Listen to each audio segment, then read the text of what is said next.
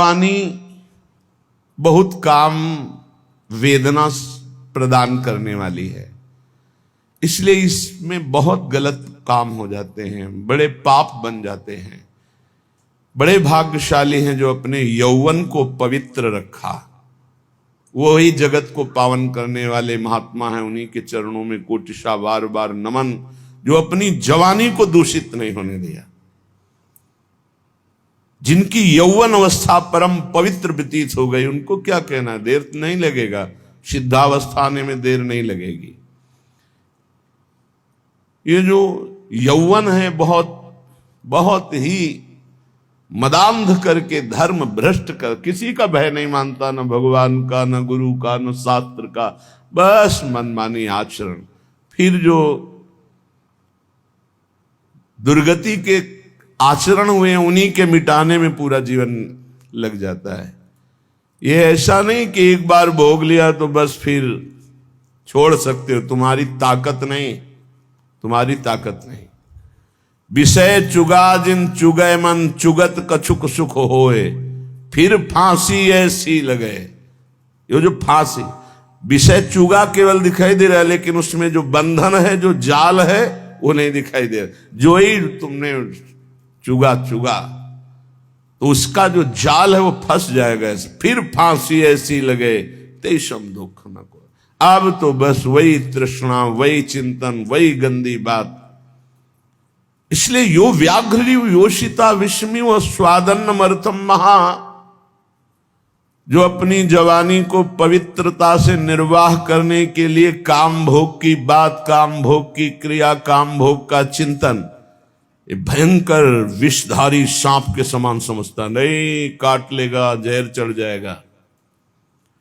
और स्वादन्नमर्थम विषमी व, जितने ही स्वाद के पदार्थ हैं, बड़े स्वादिष्ट लगने वाले, ये सब विष हैं। ये नीच रसेंद्री खा खा के पुष्ट होती है और जनेन्द्री आदि से पाप कराती है।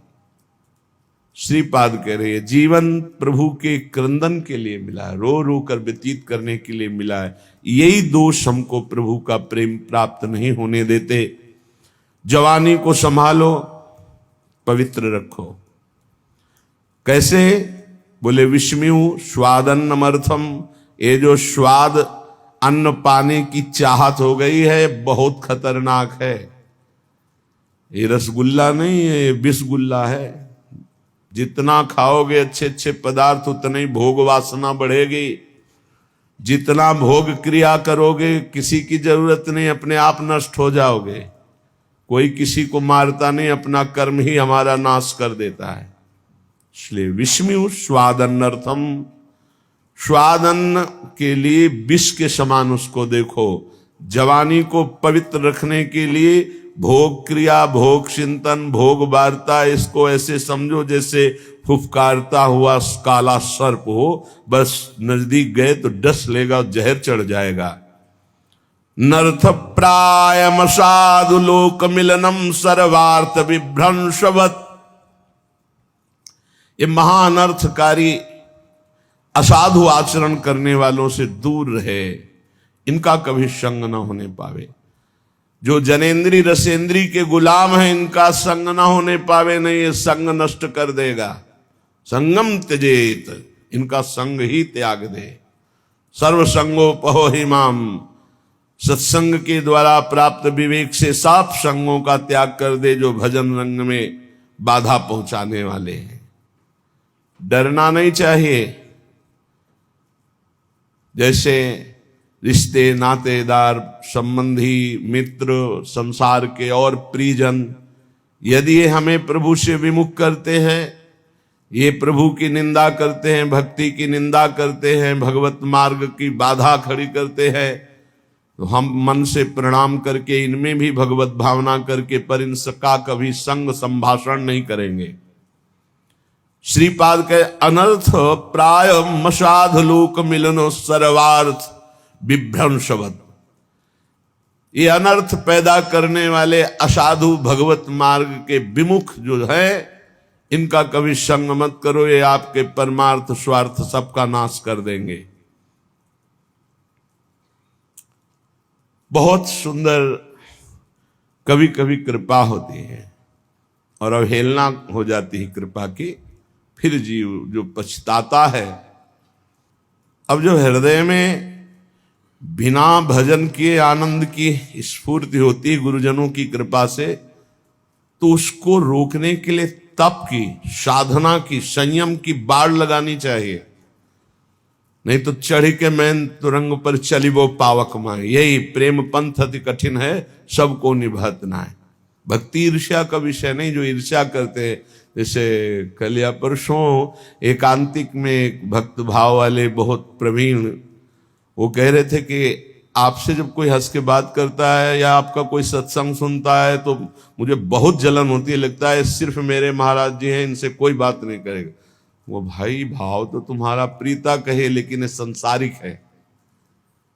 जो हरिवंश को नाम सुनावे तन मन प्राण तासु बलिहारी। ये भक्ति का, हमारे गुरुदेव को, हमारे इष्ट को जो पुकारे, जो सुने, जो देखे, उसकी चरण रज लेके माथे पे आ, धन्य है आप हमारे गुरुदेव से प्यार करते हैं, हम आपको प्राणों से भी अधिक प्यार करते हैं।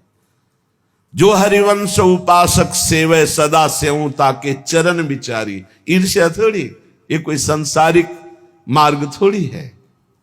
हमारे प्रभु का यश गा रहा है, हमारे प्रभु का नाम जप कर रहा है, तो हम उसकी जूठन लेंगे, उसका चरणामृत लेंगे, उसको बार बार प्रणाम करेंगे। नर्थ प्राय मशाद लोक मिलनम सर्वार्थ विभ्रंशवत।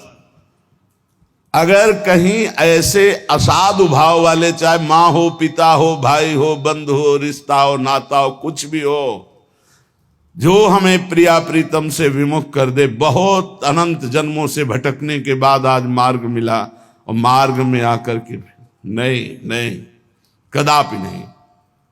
नर्थ प्रायम साधु लोक मिलनम सर्वार्थ विभ्रंशवत।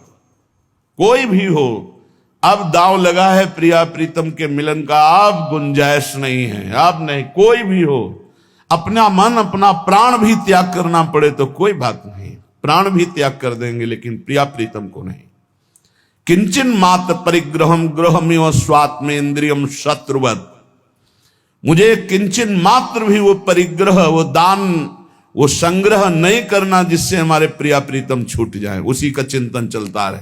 नहीं, जो परिग्रह, जो दान, जो संग्रह प्रिया प्रीतम से विमुख कर दे, महाअनिष्टकारी, मुझे नहीं स्वीकार करना। किंचन मात्र परिग्रहम गृहमिव स्वात्मेन्द्रियम शत्रुवत। दुश्मन के समान देखे परिग्रह को, क्योंकि वो प्रिया प्रीतम से विमुख कर दे। मन्नेत प्रणयी हरौ सहि वसेत साध्वत्र वृंदावने। वही वृंदावन में मेरी मान्यता है कि वास का उत्तम फल प्राप्त कर पाता है, जो जवानी को दूषित नहीं होने देता, जो स्वाद अन्न में विषवत भावना रखता है, जो परिवार सुहृद मित्रगण जो भगवत विरोधी भाव प्रकट करते हैं उनसे बिल्कुल दूर, सर्वार्थ विभ्रंशवत, ये सब कुछ नाश कर देंगे, ऐसे भागो दूर। किंचन मात्र परिग्रहम गृहम स्वात्मेन्द्रियम शत्रुवत। अपनी इंद्रियों के भोग विलासिता का कोई भी परिग्रह, कोई भी दान पुण्य ऐसा न स्वीकार करे जो प्रिया प्रीतम से विमुख कर दे। मन्नेत प्रणयी हरो सही वसेत साध्वत्र वृंदावनम। वही साधु स्वभाव वाला वृंदावन वास का परम उत्तम लाभ प्राप्त करता है। संत वाणी, महापुरुषों के वचन भगवत प्राप्ति को बहुत जल्दी प्रकाशित करते हैं, पुष्ट करते हैं। उपासक ये समझ ले कि ये चार बातें बड़े ही भाग्यशाली को प्राप्त होती हैं। पहला मनुष्यत्व, दूसरा धर्म श्रवण, तीसरा विशिष्ट श्रद्धा और चौथा संयम पूर्ण परमार्थ। मनुष्य शरीर ये किसी कर्म के फल से नहीं मिला है, भगवान की कृपा से मिला है। कबहू ककरि करुणा नर देही, देत ईश बिनु हेतु सनेही। बड़ी कृपा, दुर्लभो मानुषो देहो, जगह जगह शास्त्रों में आया है। मनुष्यत्व, बड़े भाग्यशाली जिनको मानव देह की प्राप्ति हुई। मानव देह प्राप्त करके दूसरा महाभाग्य सत्संग, धर्म श्रवणम, धर्म शास्त्र से युक्त सत्संग। मनमानी एक दक्षिण की वार्ता, एक उत्तर की वार्ता, कोई तुकतान ही नहीं मिल रहा, क्या कहना चाहते समझे में नहीं आता, बताना क्या चाहते हैं। तस्मात् शास्त्रम प्रमाणम ते, शास्त्र प्रमाणित महापुरुषों से प्रमाणित जो वाक्य उसे सत्संग कहते हैं। अपना अनुभव, शास्त्र सम्मत महापुरुषों के अनुभव, इन्हीं की चर्चा को सत्संग कहते हैं, मनोरंजन को सत्संग नहीं कहते। धर्म श्रवण सत्संग, ये बड़ी दुर्लभ बात है। मनुष्य शरीर मिला और सत्संग मिला। अब सत्संग में अगला है श्रद्धा, जो सुना उसको धारण किया। जो मनुष्य शरीर प्राप्त करके अवनीत स्वभाव के होते हैं, उद्दंड स्वभाव के होते हैं, ना उनको नमन भक्ति आती है, ना उनको, एक उद्दंड स्वभाव, ऐसे सत्संग में जाकर भी कुछ लाभ नहीं ले पाते। खलऊ करें भली पाई सुसंगु, मिटे न मलिन स्वभाव भंगु। वो अभिमानी जन, वो दुष्ट स्वभाव वाले, भगवान की कृपा हुई, साधु दर्शन साधु संग, लेकिन वो लाभ नहीं ले पाते। अवनीत को विपत्ति ही मिलती है, भगवत संपत्ति नहीं। अवनीत को, दुष्ट स्वभाव, उद्दंड अभिमानी को दुर्दशा ही प्राप्त होती है। जो विनीत है वही शिक्षा को प्राप्त कर पाता, विनयशील नम्र। इसीलिए कहा महापुरुषों के पास जाओ, प्रणिपातेन साष्टांग दंडवत, हाथ जोड़कर बड़ी दैन्यता से, तब वहां तुम ग्रहण कर पाओगे। अंजलि चढ़ाकर माथे पर हाथ रखकर सम्मान प्रदर्शित करते हुए मन वचन शरीर से विनयवनत होकर के तब सत्संग का लाभ लिया जाता है। बोले संयम पुरुषार्थ।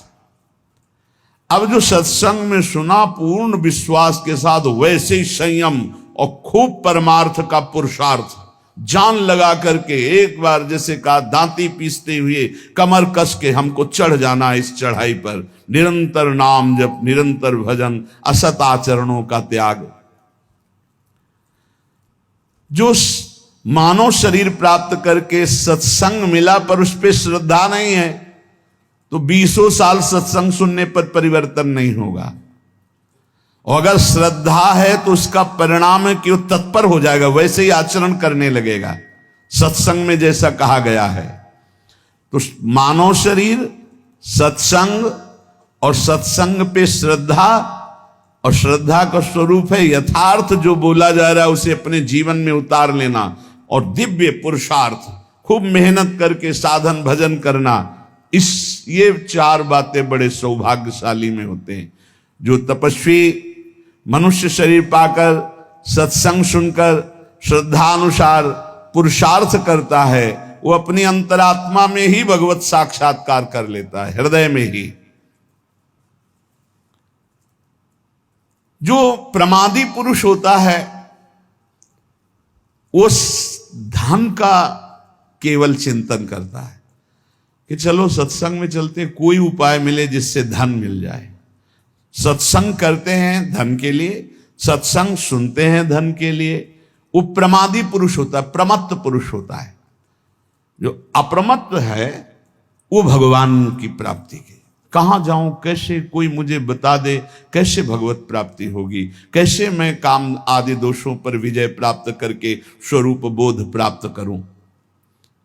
संसारी मनुष्य अपने प्रिय परिवार के कुटुंबियों के लिए बुरा से बुरा पाप कर्म करता है, और जब मरता है तो अकेले उसको फल भोगना पड़ता है। अकेला दुख, अकेला यहां से जाता है, अकेला दुख भोगता है। कोई भी घर परिवार का नरक में बंटवारा नहीं करता जाके। इसलिए कुटुंब के मोह में फंसकर पाप कर्म ना किया जाए। जो संयम नियम पूर्वक जीवन व्यतीत करता है वही इन भोगों से बच पाता है। नहीं तो एक काम भोग इतना लुभावना है कि बड़े बड़े संयमी पुरुषों का मन आकृष्ट हो जाता है और भ्रष्ट हो जाते हैं। साधक हर समय अंतःकरण की शोध करता रहे कि कहीं काम ने दबाव तो नहीं कर दिया, कहीं क्रोध तो हमारे अंतःकरण पर प्रभाव नहीं कर रहा, कहीं अहंकार तो नहीं छा रहा है। अगर ऐसा है तो संपूर्ण माया अपना प्रभाव दिखा देगी। काम क्रोध अहंकार हृदय में है तो सावधान। जैसे वृक्ष का पत्ता पतझड़ ऋतुकालिक रात्रि समूह के बीत जाने पर पीला होकर गिर जाता है, ऐसे ही तुम्हारी आयु समाप्त होने पर इस शरीर नष्ट हो जाएगा। इसलिए एक क्षण भी पाप कर्म में मत लगाओ। जैसे ओस की बूंद ऐसे पत्ते पर हिलक रही है, बस वो गिरने ही वाली है, ऐसे ही तुम्हारा जीवन नष्ट होने वाला है। इसलिए तुम एक क्षण भी असावधान मत रहो, हर समय नाम जप करो, पता नहीं वो बूंद कब गिर जाए। जैसे पानी का बुलबुला बस फूटने वाला है, जितने सेकंड टिका हुआ है, ऐसे ही तुम्हारा शरीर नष्ट होने वाला है। जितने श्वास टिकी हुई है, बस क्या करो। इसलिए तुम एक क्षण भी असावधान न रहो, हर समय राधा राधा कहो। अनेक प्रकार के विघ्नों से युक्त अत्यंत अल्पायु है। इस अल्पायु वाले मानव देह को प्राप्त करके बहुत शीघ्र भगवत प्राप्ति कर लो, एक क्षण भी प्रमाद न करो। जैसे कमल शरत काल के निर्मल जल को भी नहीं छूता, अलिप्त रहता है, उसी प्रकार तू संसार की समस्त भोगासक्तियों से अलिप्त रह। कोई भी स्नेह बंधन तुझे विवश न कर पावे। क्षण भर भी प्रमाद मत कर, निरंतर भजन कर। जीव मोहवशाद इस मायाजनित दुख को सुख मानकर भोगने के लिए प्रयासरत है और परम सुख मोक्ष या भगवत प्राप्ति की चाह ही नहीं कर रहा। ये दुखालयम में दुख में वो सुख खोज रहा है। इंद्रियों को इनके विषयों में जाने की ढील मत दो। पांचों में से 5 ना संभाल पाओ तो 2 संभाल लो, एक रसेंद्री और एक जनेंद्री। अगर इन 2 में से दोनों ना संभाल पाओ तो एक संभाल लो, रसेंद्री। जनेंद्री ठीक हो जाएगी।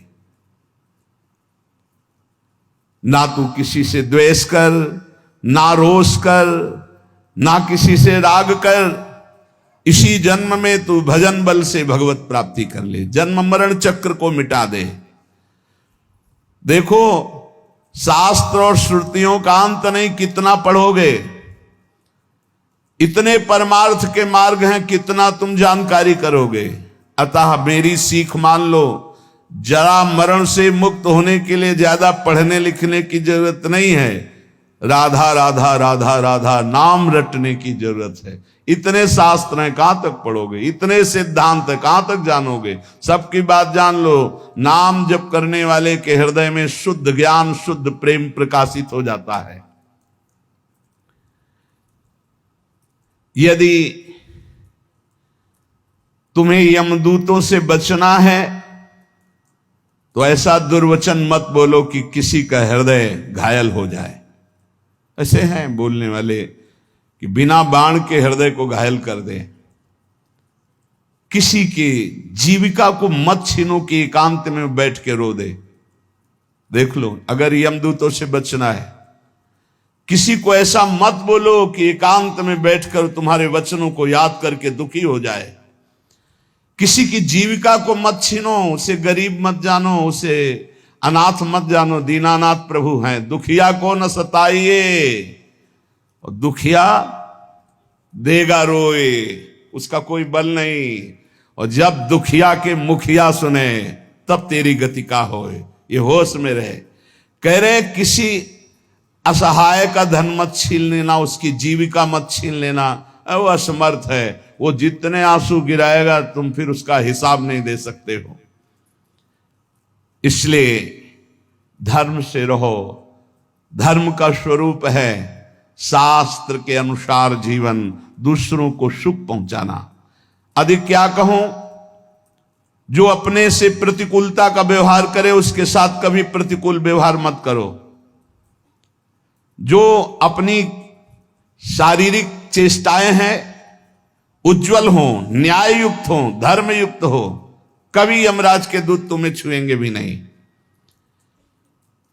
अरे साधक, ये रसेंद्री को सुधार लो, अलग अलग महापुरुष कहे। ये स्वादिष्ट भोजन नहीं, ये पूरा जीवन बर्बाद करने वाली वस्तु है। खाते खाते मर गए, कभी तृप्ति नहीं, कभी तृप्ति नहीं। ये दुष्ट गजब हो गया, भोगते भोगते मर गए। कभी ये नहीं कहती कि बस आज क्या, ये हाथ ऐसा ऐसा बना ले, ये वो, खाते खाते पूरा जीवन व्यतीत हो गया। हाँ, खाओ, पचाओ, बस सोचो जरा, कभी उबो यार, खाते खाते उबो, कभी भोगते भोगते